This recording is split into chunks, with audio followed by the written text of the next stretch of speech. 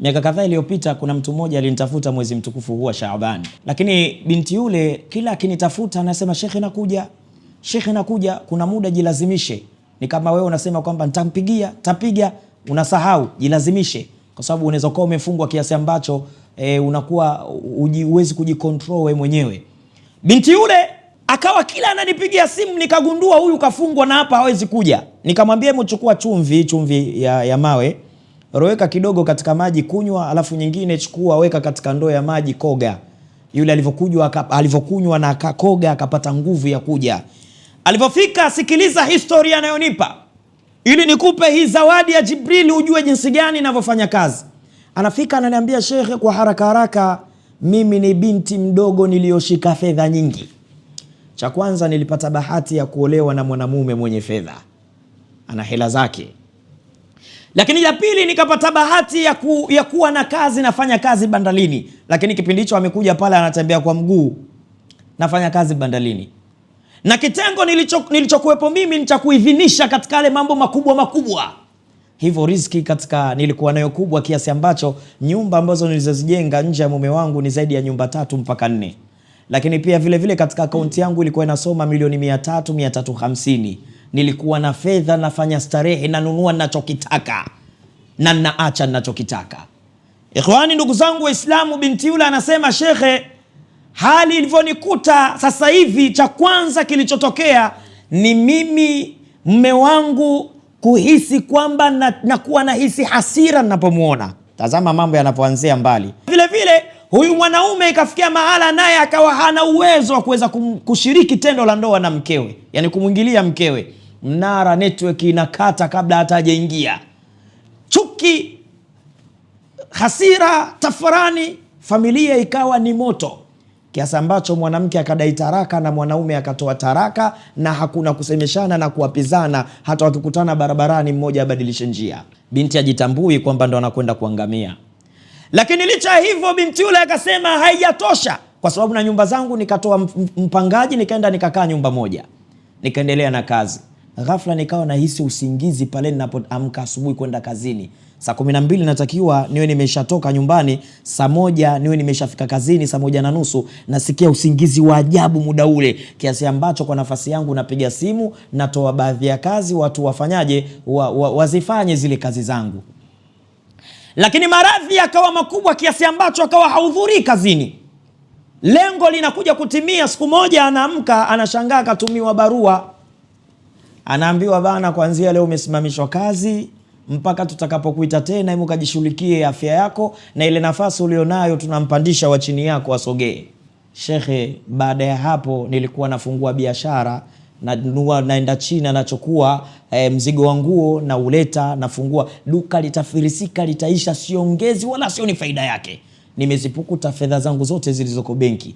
Lakini kama vile haitoshi, nimeuza nyumba zangu zote, nimebaki na kijibanda cha vyumba 2, ndo nakaa na ndo ufahamu unanijia nianze kujihangaikia. Lakini shekhe, wewe ndo shekhe wa kwanza na kwenda kulilia shida zangu, kumwomba Allah anijalie wepesi, hali niondoke nayo. Haya maisha sio maisha yangu shekhe. Kisha akaanza kulia. Nikamuuliza, hebu nipe historia yako, wewe mambo yako ulikuwa unaweka vipi? Ndipo ananieleza kwamba shekhe, nilikuwa nawachukua marafiki zangu kazini na waleta nyumbani, wanamuona mume wangu na wakitaka chochote na wafanyia wema. Siku zote huwa unawaponza baadhi ya watu na kikulacho kinguoni mwako.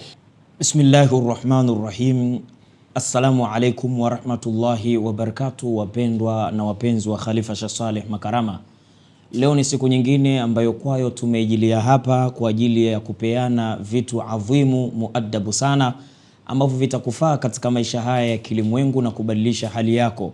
Kwa wale ambao wenye dhiki ya maisha, wamedhikika katika namna tofauti tofauti. Kuna watu wamedhikika katika maradhi yasiyosikia dawa, maradhi yasiyosikia mashehe, maradhi yasiyosikia waganga na waganguzi.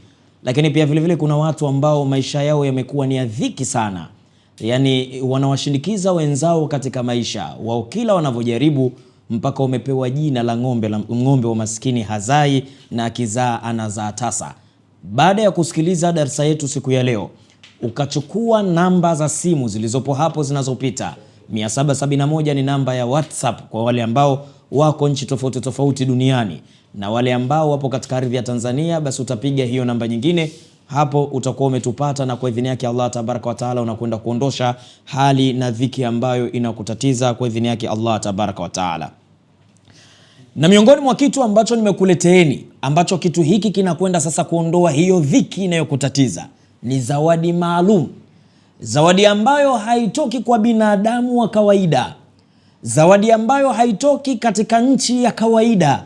Ni zawadi ambayo hii imeletwa na mtukufu na muaminiwa wa mbinguni, ambao Allah tabaraka wa taala amemsifu kwa kusema allamahu shadidul quwa, anayemfundisha mtume wetu Muhammadin sallallahu alaihi wasallam ni mwingi wa nguvu.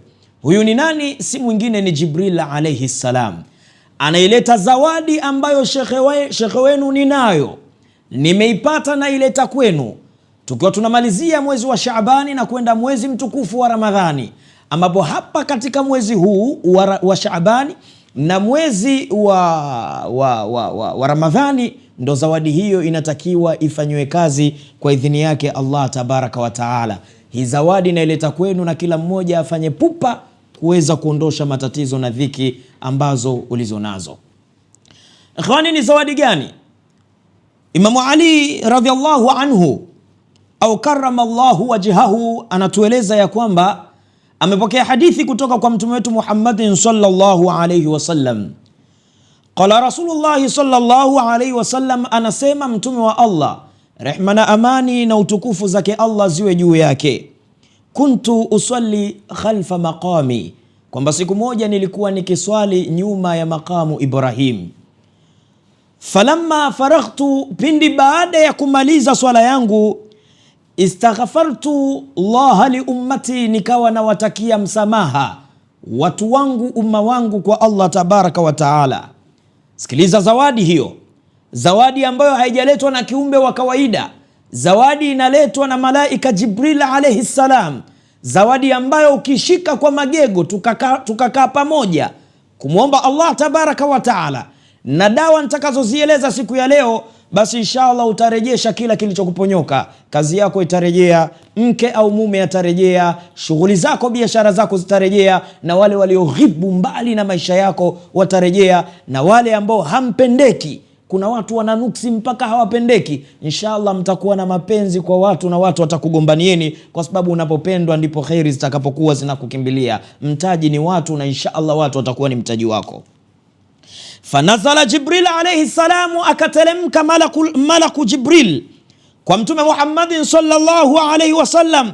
Fanada, kisha Jibril akanadi, ya Muhammadun, ewe Muhammadin, araka harisan ala ummatika, naona pupa yako ulionayo kwa mapenzi makubwa na huruma kubwa juu ya umma wako, lakini jua ewe Muhammad, kwa yote unayoyafanya, wallahu rahimun biibadihi, hakika Allah ni rahimu, ni mwenye huruma kwa waja wake kuliko unavyofikiri.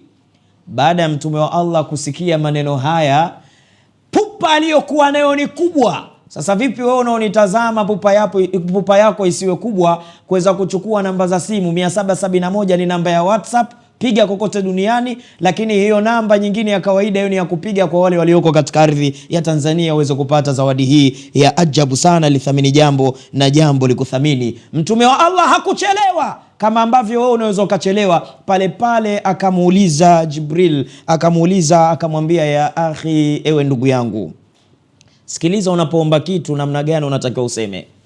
Ya akhi, ewe ndugu yangu Jibril, anta habibi, hakika yako wewe ni kipenzi changu, wa habiba ummati, lakini ni kipenzi cha umma wangu.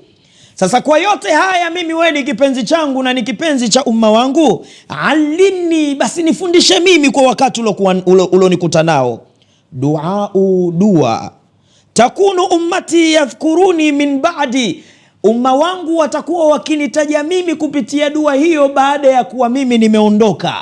Jibril alivyosikia maneno hayo, sasa anaileta zawadi na mimi nileta kwenu, akamwambia, ya Muhammadun, ewe Muhammadin, usika na kusia, antaamura ummataka an yasumu 3 ayami, na kuhusia uamrishe watu wako, umma wako wapendelee sana kufunga masiku matatu.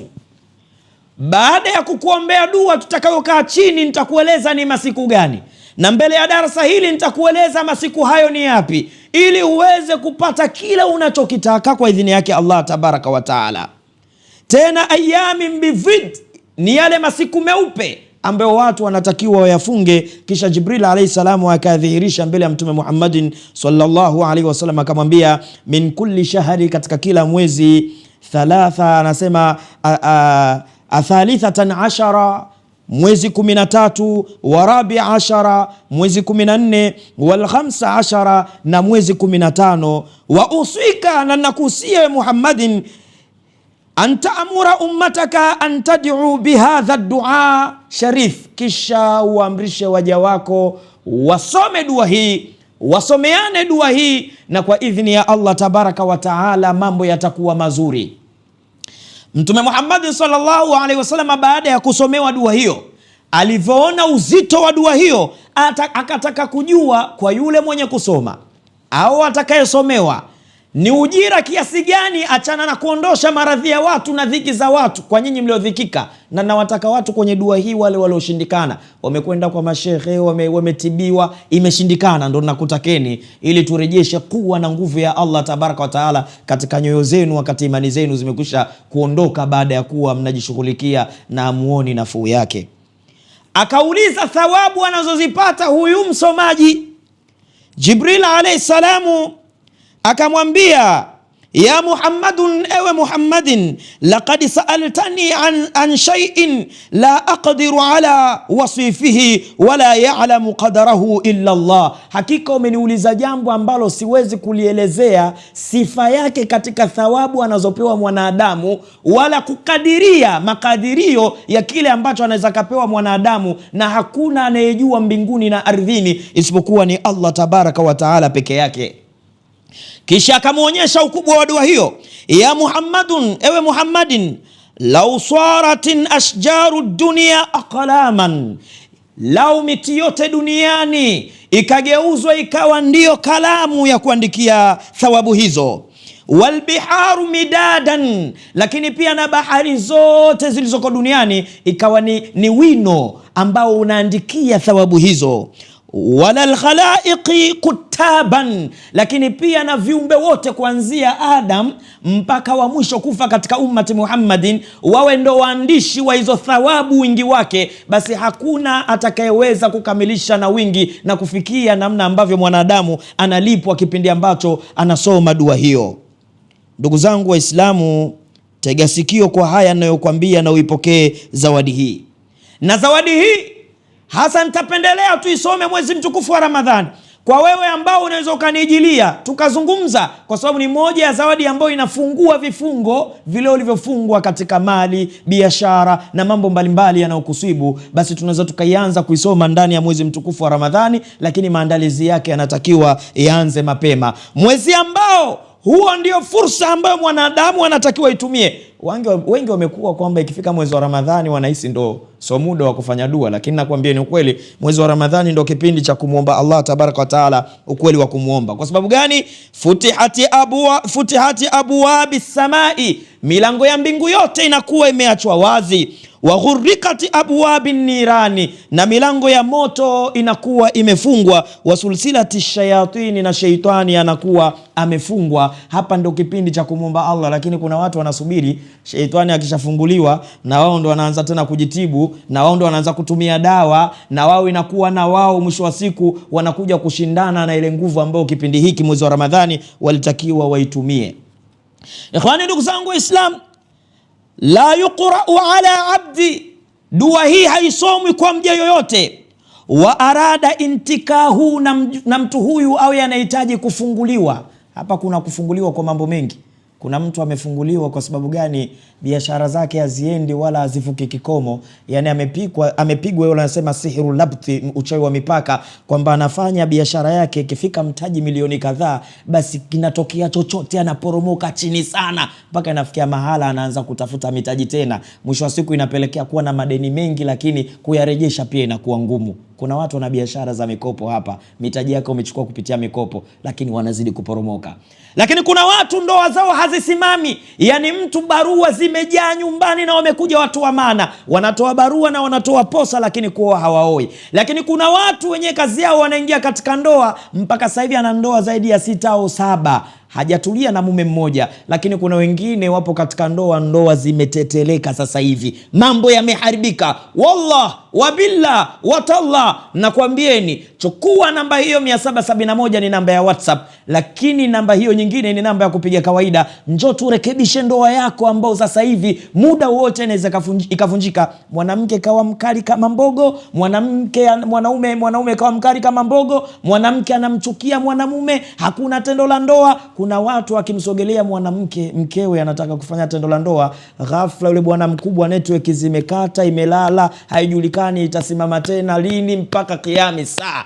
Au kuna kina mama wengine kazi yao kila anapokuwa anashiriki tendo la ndoa anapata maumivu, na ule msisimko wa Coca-Cola hajapatapo kusikia katika maisha yake. Anasikia hadithi tu kwa wenzao kwamba akili huwa inahama, duniani haipo, akhera haipo. Kuna watu wengine wanakuwa wanachuki tu binafsi, mtu anamchukia mume wake. Nyinyi mmefungwa. Kwa yule atakayetaka kufunguliwa katika biashara, kufunguliwa katika kazi, kufunguliwa katika masuala ya ndoa, kufunguliwa katika nuksi kutokana na sihiri, kutokana na mashaitani na uchawi, kwa idhini yake Allah tabaraka wa taala unakwenda kufunguka. Sasa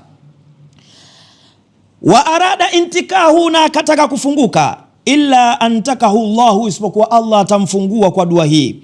Wala yuqra'u ala maghmumin, na wala dua hii haisomwi kwa mtu mwenye shida, mwenye dhiki, illa faraja Allahu hammahu wa ghammahu, isipokuwa Allah tabaraka wa taala atamuondosha katika dhiki yake, lakini pia atamuondosha katika shida yake. Wala taliban, wala mtu ambaye wala taliba hajan, wala mtu ambaye ana haja, illa qada Allahu hajatahu, isipokuwa Allah tabaraka wa taala atamtoa katika haja zake, yani atamkidhia haja zake. Wala yuqra'u ala jaihi wala atishihi, wala dua hii haisomi kwa mtu mwenye njaa, yani maisha yamekuwa magumu mpaka inafikia mahala hata kula yako inakuwa ngumu. Kama utaweza kutekeleza yale nitakayokuelekeza katika dua hii, basi sahau katika hali hiyo, kwa sababu Allahumma malikal mulki tu'til mulka man tasha, Mwenyezi Mungu ndo mfalme na anampa ufalme anayemtaka. Allah tabaraka wa taala atakushibisha, Allah tabaraka wa taala atakupa kile ambacho unachokihitaji. Wala mashurun, wala aliyerogwa katika njia za uchawi, illa ibtarahu Allahu, isipokuwa Allah tabaraka wa taala atamvua katika maradhi ya kichawi aliyokuwa nayo. Na hapa nataka nikuleteni kitu ambacho kitakuwa ni mujarrab, muaddabu sana. Miaka kadhaa iliyopita kuna mtu mmoja alinitafuta mwezi mtukufu huu wa Shaaban, lakini binti yule kila akinitafuta anasema shekhe nakuja, kuna muda jilazimishe. Ni kama wewe unasema kwamba nitapiga, unasahau, jilazimishe, kwa sababu unaweza kuwa umefungwa kiasi ambacho unakuwa huwezi kujikontrol wewe mwenyewe. Binti yule akawa kila ananipigia simu, nikagundua huyu kafungwa na hapa hawezi kuja. Nikamwambia hebu chukua chumvi ya mawe, roweka kidogo katika maji kunywa, alafu nyingine chukua weka katika ndoo ya maji koga. Yule alivyokunywa na akakoga akapata nguvu ya kuja. Alivyofika, sikiliza historia anayonipa ili nikupe hii zawadi ya Jibril ujue jinsi gani inavyofanya kazi. Anafika ananiambia, shekhe, kwa haraka mimi ni binti mdogo niliyoshika fedha nyingi. Cha kwanza, nilipata bahati ya kuolewa na mwanamume mwenye fedha, ana hela zake. Lakini ya pili, nikapata bahati ya kuwa na kazi, nafanya kazi bandalini. Lakini kipindi hicho amekuja pale anatembea kwa mguu, nafanya kazi bandalini. Na kitengo nilichokuwepo mimi ni cha kuidhinisha katika yale mambo makubwa. Hivyo riziki nilikuwa nayo kubwa kiasi ambacho nyumba ambazo nilizozijenga nje ya mume wangu ni zaidi ya nyumba 3 mpaka 4. Lakini pia vile katika akaunti yangu ilikuwa inasoma milioni 300-350. Nilikuwa na fedha, nafanya starehe, nanunua ninachokitaka na naacha ninachokitaka. Ikhwani, ndugu zangu Waislamu, binti yule anasema, shekhe, hali ilivyonikuta sasa hivi, cha kwanza kilichotokea ni mimi mume wangu kuhisi kwamba nakuwa nahisi hasira ninapomuona. Tazama mambo yanapoanzia mbali. Yani mwanamke anasikia hasira mume wake anapokuja, lakini akiwa mbali anamkumbuka. Lakini akawa hana hamu ya tendo la ndoa, kwa sababu mtoto wa kike ni hisia bana. Mtoto wa kike afanye mambo isipokuwa kwa hisia. Hisia akawa hana, nikisema hivyo mnanielewa, hana hisia na mumewe. Ni wangapi katika nyinyi hamna hisia na waume zenu? Na waume zenu wanakupeni wanachokitaka, mnachokitaka. Lakini pia vile vile huyu mwanaume ikafikia mahala naye akawa hana uwezo wa kuweza kushiriki tendo la ndoa na mkewe, yani kumwingilia mkewe. Mnara network inakata kabla hata hajaingia. Chuki, hasira, tafarani, familia ikawa ni moto, kiasi ambacho mwanamke akadai taraka na mwanaume akatoa taraka, na hakuna kusemeshana na kuapizana. Hata wakikutana barabarani mmoja abadilishe njia. Binti ajitambui kwamba ndo anakwenda kuangamia. Lakini licha hivyo, binti yule akasema haijatosha, kwa sababu na nyumba zangu nikatoa mpangaji, nikaenda nikakaa nyumba moja, nikaendelea na kazi. Ghafla nikawa nahisi usingizi pale ninapoamka asubuhi kwenda kazini. Saa 12 natakiwa niwe nimeshatoka nyumbani, saa 1 niwe nimeshafika kazini, saa 1:30 nasikia usingizi wa ajabu muda ule, kiasi ambacho kwa nafasi yangu napiga simu, natoa baadhi ya kazi watu wafanyaje, wazifanye zile kazi zangu. Ikafikia mahala nikaitwa na viongozi wangu, nikawa najilazimisha pale naposikia usingizi natoka na kwenda kazini. Nikifika kazini najisikia mwili umechoka, siwezi kufanya chochote, nalala pale ofisini. Walivyoona bado nang'ang'ania, binti yule bado anakwenda kazini, anajilazimisha ile hali ashindane nayo, yule binti ikafikia mahala kichwa kikawa kinamuuma ajabu ya Rahmani, kinauma, ikawa hospitali na hospitali anahangaika. Na kuna hospitali zingine ukienda wajuaje kusema hatuoni tatizo, ni kuchukua tu fedha. Na kuna hospitali zingine ukifika wanakushauri, wanakuambia kwa tatizo hili hemu utafute katika njia zingine za kawaida. Binti yule alisafa, alianza kutoa zile fedha zilizoko benki, zikaanza kukatika taratibu. Lakini maradhi yakawa makubwa kiasi ambacho akawa haudhuri kazini. Lengo linakuja kutimia, siku moja anaamka anashangaa katumiwa barua. Anaambiwa bana, kuanzia leo umesimamishwa kazi mpaka tutakapokuita tena, hebu kajishughulikie afya yako, na ile nafasi ulionayo tunampandisha wa chini yako asogee. Shekhe, baada ya hapo nilikuwa nafungua biashara, naenda China nachukua mzigo wa nguo na uleta, nafungua duka, litafilisika, litaisha, siongezi wala sioni faida yake. Nimezipukuta fedha zangu zote zilizoko benki. Lakini kama vile haitoshi, nimeuza nyumba zangu zote, nimebaki na kijibanda cha vyumba viwili, ndo nakaa na ndo ufahamu unanijia nianze kujihangaikia. Lakini shekhe, wewe ndo shekhe wa kwanza na kwenda kulilia shida zangu, kumuomba Allah anijalie wepesi, hali niondoke nayo. Haya maisha sio maisha yangu shekhe. Kisha akaanza kulia. Nikamuuliza, hebu nipe historia yako, wewe mambo yako ulikuwa unaweka vipi? Ndipo ananieleza kwamba shekhe, nilikuwa nawachukua marafiki zangu kazini na waleta nyumbani, wanamuona mume wangu na wakitaka chochote na wafanyia wema. Siku zote huwa unawaponza baadhi ya watu na kikulacho kinguoni mwako. Kuna watu ambao wewe maisha unayoishi kwa wewe kuwa muwazi sana kwao, maana kuna watu bana hawana vifua. Jambo lolote la kheri kakaa na mtu anayazungumza yote anayamwaga, likupalo furaha lifanye siri, unalibwaga alafu mwenzio anaitikia tu, anaitikia. Mwisho wa siku anakwenda kwa mtaalamu, anakufunga, huwezi kufunguka. Ndugu zangu Waislamu, yule binti anasema, shekhe, nimekuja hapa, hebu nisaidie. Nikamwambia, cha kwanza umefungwa, cha kwanza umefungwa na nitakufungua, na wewe unaonisikiliza hapa inshallah tutakufungua kwa dua hii. Lakini kuna jambo kubwa adhim ambao klipu zilizopita nilizungumza, suala zima la njiwa. Ili msiridharau kabisa. Njiwa wale waliozaliwa kwa mama mmoja, alafu kisha wakaja wakawa mke na mume, hawa njiwa huwa wanatengenezwa, wanavyotengenezwa ni siri yangu. Lakini pia huwa tunachanganya na kitu fulani ambacho hicho kitu kinachoitwa mwita wa bahari. Na hapa ndo nitamalizia darasa langu, tutaendelea kipindi kinachokuja. Mwita wa bahari, sikiliza vizuri we mtazamaji unaonitazama, na hizi klipu zisambazeni sana kwa wale mnaopenda. Mtume anasema, ahibba li nafsi ma tuhibbu li nafsika, pendelea kheri kwa wale ambao unawapenda ndugu zako Waislamu na hata wale wasiokuwa Waislamu. Ikhwani, ndugu zangu Waislamu, kuna samaki anaitwa mwita wa bahari. Sasa wavuvi mara nyingi wanapokwenda kuvua samaki huyu, huwa wanakwenda wakishavua yule samaki, wanamtoa ngozi ya yule samaki alafu wanaitupa baharini. Wavuvi wanafanya makosa sana, laiti wangejua thamani ya ile ngozi, wangejua thamani ya kile wanachokitupa kina thamani kubwa kuliko hiyo samaki ambaye wanamtoa na kumleta nchi kavu na kuwauzia watu. Lakini na hawa binadamu wangejua thamani ya ile ngozi, basi ya wavuvi kazi yao ingekuwa wanakwenda wanavua ngozi, wanatupa samaki, wanarudi na nini? Wanarudi na ngozi. Lakini cha ajabu, wale wanarudi wanawauza wale samaki kwa gharama kubwa, na wanamume wengi wao wanapenda kupita mitaani, wanachukua supu yake, wanakula nyama yake, wakiwa na matumaini kwamba heshima ya nyumbani itakwenda kurejea. Wanakula samaki hiyo, lakini wangejua kwamba lile gozi ndo lina thamani kuliko samaki, basi nafikiri wangenunua kwa gharama kubwa zaidi. Sasa sisi tunachokifanya, tunazungumza na baadhi ya wavuvi kwamba ukipata samaki fulani niletee lile gozi. Wengine hawajui, labda baada ya kuona clip hii ndo watajua thamani yake. Lile gozi la mwita wa bahari anapokuja, unalichukua unalianika katika jua. Ukishalianika, huwa kuna unga mwingi sana unatokea juu ya lile gozi. Ule unga ndo unafanyaje? Unaukwangua.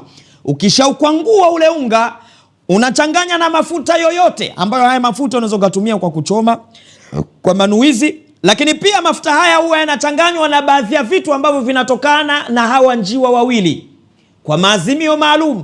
Na ndio maana nitahitaji kwamba nipate jina lako na la mama. Maana kuna mwingine anasema kwamba jina lako na la mama linahusiana nini? Linahusiana. Kwa sababu gani? Siku ya kiyama watu hawatoitwa Abdallah Juma, ni Abdallah Aisha, kwa sababu mama ndo anajua baba yako ni nani. Unaweza kuona baba, lakini huyo sio baba yako, ni baba mlezi. Wewe jirani kule ndo baba yako mzazi. Lakini pia vile vile hospitali ukienda utaulizwa jina, na sisi tunakuuliza jina. Kwa sijaji swala la jina, uenda nataka hata nikujue. Kwa baada ya jina tunatafuta wizani wa siku yako, tunatafuta wizani inayoendana na wakati utakaotumia dawa hiyo. So watu wanatumia midawa tu, mwisho wa siku inakuwa ni maji. Mtu haponi, akihesabu mashehe, anakupangia mashehe mpaka unashangaa. Kumbe kuna baadhi ya vitu ambavyo ni kuwa ya mwanadamu. Ndio maana darasa nilopita nilisema kila mwanadamu ana ulimwengu wa kiroho. Ulimwengu huo unaweza kukupa iza na utukufu kawa mtu mkubwa katika ulimwengu, lakini ulimwengu huo kuna watu wanaotumia kukudidimiza kuwa mtu mbaya, kuwa mnyonge, kuwa dhalili katika ulimwengu huu. Hata ile Rabbana atina fid dunya hasana, kuishi maisha mazuri duniani na wapitia watu wengine, weni nuksi, hasadi, vijicho, watu wabaya ndio wamekukamata, hali ambayo mpaka we mwenyewe unakosa imani kabisa. Unaona kwamba ndio maisha ulioishi, kwamba Mungu ndio kakupangia hivyo. Hakuna aliyepangiwa kuteseka katika mgongo wa ardhi. 771 piga, tumombe Allah tabaraka wa taala kufanyia wepesi. Ndugu zangu Waislamu, ule mwita wa bahari unga wake unachanganywa na viungo ambavyo tunatoa kwa yule au njiwa, alafu linatengenezwa jambo. Wallahi wa billahi, mume wako hata kama yuko wapi, hata kama akakutelekeza akakuacha wewe na watoto, atarejea. Tushakumfanyia mama mmoja Nzega pale, sehemu moja panaitwa Singida, Tabora, na Singida kama unaelekea Tabora. Ile mwanamama mtoto wake alikuwa karibu, kaenda mbali, kaenda South Africa zaidi ya miaka 5 kakaa huko. Tukaipiga idua, tunamwambia yule bwana, hebu choma huku, unamuita mtoto wako. Sasa kwa wale walioko mbali nitakuwa nafanya mimi, na huku mmenipigia tunafanya hiyo kazi. Anachoma, anamuita fulani kama nilikotoa kwenye tumbo langu. Na wewe unasema fulani kama mimi ndo mkeo ulionilipia mahali, fulani kama wewe ndo uliteka hisia zangu nikakupenda, leo unanivuruga, unaniacha, ya kwangu yote nimeharibikiwa. Kuna watu wameharibikiwa hapa kwa sababu ya mapenzi. Walikuwa wanasoma masomo tena hayaingii, walikuwa na wazazi wao wameghibu, tena wameondoka kwa wazazi wao kwa maneno mabaya, walikuwa na ndugu zao wamewakhalifu ndugu zao kwa sababu ya mapenzi na mahaba. Lakini ghafla mwanaume anakuja na kutelekeza na kuacha katika wakati wendo unamuhitaji sana. Tayari kaishampata mtu mwingine, kama kamuwahi, kamtengeneza, wewe tena upo tu na inshallah zako nyingi, mwisho wa siku mambo yako yanaharibika. Ndugu zangu Waislamu, baada ya kutengeneza, yule mtoto wake alimpigia simu na mtoto akarejea nyumbani. Baadaye akarudi South Africa, mzazi wake akawa na uhakika kwamba mwanangu yuko hai. Na we inshallah kwa idhini yake Allah tabaraka wa taala, njoo tupigie simu 771, tutachukua mwita wa bahari, njiwa wawili, tutawatengeneza, mumeo atarejea, kazini utaheshimika, mwili wako utang'aa, nyota yako itakuwa sawa sawa. Na tunapozungumzia nyota vihusiani na mwanadamu. Kuna nyota na mwanadamu ni vitu tofauti. Tunapozungumzia nyota tunazungumzia kimvuli, ambapo inshallah Mungu akipenda darasa litakalokuja tutaelezea uchawi ni nini na kimvuli ni nini kwa idhini yake Allah tabaraka wa taala. Lakini ndugu zangu Waislamu, wakati tunakwenda katika kutumia dawa zetu hizo, lakini pia kuna dawa ambayo inaitwa At-Tamkin. Hii dawa muhimu sana na dozi zake ziko 4. dozi zake ziko 4. Kuna tamkini ya kunywa, kuna tamkini ya kukoga, kuna tamkini ya mafuta na kuna tamkini ya kufukiza. Tamkini maana yake nini? Kwa wale wanaosoma Wasilati Shafi, kuna kipengele kinachosema makillana fi ardhina tamkina, ya Rabbi tumakinishe katika ardhi hii umakinisho uliokuwa wa uhakika. Yani Allah akusimike katika jambo kweli. Kama unaumwa, kuna watu wanaumwa sana, basi Mwenyezi Mungu akusimike katika afya. Kama ulikuwa unafanya biashara mambo hayaendi, Allah akusimike katika biashara. Kama ulikuwa na mume wako anataka kulegalega kukuacha au mke, Mungu akusimike katika ndoa yako vizuri. Allah akusimike katika ardhi hii tamkina, umakinisho ulikuwa mzuri. Na aya ya tamkini, aya zilizozungumzia tamkini katika Qur'ani yote ni aya 8 peke yake, na ukizisoma zile aya 8 zinazungumzia watu waliokuwa bwana wakubwa katika hii dunia, Dhulqarnain, Nabii Allah Suleiman, Nabii Allah Musa. Ndo humo utazikuta aya zinazozungumzia tamkini. Sasa Allah atakumakinisha wewe, lakini dawa hii hauinywi kama tunavyokunywa dawa zingine zisizozingatia nyakati. Hata hospitali wanaweza kuambia bana, hii kunywa saa 1 asubuhi, kaa baada ya masaa 8 ndo kunywa, hii nyingine utaanza kesho muda fulani. Na sisi tunazingatia muda, lakini muda unatokana na jina lako na la mama yako, kutokana na wizani na masiku yako yaliyo bora, kama vile ambavyo Allah tabaraka wa taala kila itakapofika wakati wa kufuturu, tena hii dawa tutakuwa tunatumia wakati wa kufuturu. Pale wa kufuturu, kisha futuru, basi unatumia dawa hii, kwa sababu pale kuna mambo makubwa ambayo yanakwenda kufanyika kwa idhini yake Allah tabaraka wa taala. Ndugu zangu Waislamu, mambo yako ni mengi ya kuweza kuyazungumza, lakini kwa kumalizia kwamba mwanadamu anapokwenda kufuturu huwa yale mapazia 70 yaliyofunikwa wakati na Allah tabaraka wa taala anaongea na Nabii Musa alayhi salamu huwa yanafunguliwa, huwa yanaondolewa, kwa sababu Nabii Allah Musa siku moja alimuuliza, ya Rabbi, hivi ya Rabbi ya ilahi hal akramta ahada mithla ma akramtani, je, umemkirimu mtu mwingine kama vile ambavyo umenikirimu mimi?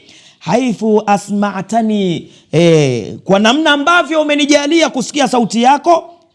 Allah tabaraka wa taala akamwambia, ya Musa, ewe Musa, inna liya abdi saukurimuhum bi shahri ramadhani, mimi na waja ambao nimewakirimu mwezi mtukufu wa Ramadhani. Mimi na wewe wakati tunazungumza tulikuwa tuna mapazia 70,000, lakini wale watu jinsi watakavyofunga Ramadhani, midomo yao ikawa meupe kwa kupauka, lakini rangi zao zikabadilika, lakini pia vile vile kwa ile saumu ilivyowakamata, kiasi ambacho inafikia mahala wanashindwa kujihimili wao na harufu mbaya inatoka katika midomo yao. Basi ikifika pale wakati wa kufuturu, mimi wanaziondoa zile pazia 70,000 nilizokuwa nimeziweka kiziwizi baina yangu na wewe Musa. Kwa wakati ule pazia zimefunguliwa wa kufuturu, chukua sema bismillah mara 21, alafu kunywa dawa kutokana na masiku yale ambayo Allah tabaraka wa taala atakuwa ametuwezesha sisi kukupangia. 771 ni namba ya WhatsApp, lakini pia vile vile unaweza ukatupigia kwa namba ya kawaida,